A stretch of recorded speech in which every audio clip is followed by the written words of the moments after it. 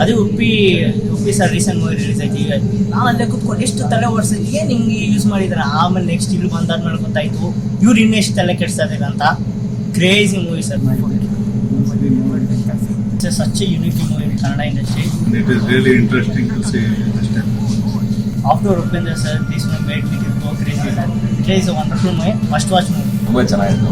ಒಳ್ಳೆ ಟ್ವಿಸ್ಟ್ಗಳಿದೆ, ಒಳ್ಳೆ ಡೈರೆಕ್ಷನ್ ಇದೆ, ಯೂನಿಕ್ ಡೈರೆಕ್ಷನ್ ಅಂತ ಹೇಳಕ್ಕೆ ಇಷ್ಟಪಡ್ತೀನಿ. After Upendra Movie is full of suspense and we still wait for the part 2. ಆಮೇಲೆ ಮಾಕ್ಬಿ ಎಂದು ಟ್ವಿಸ್ಟ್ನ ರಿವೀಲ್ ಮಾಡಿದ ರೀತಿ ಚೆನ್ನಾಗಿತ್ತು.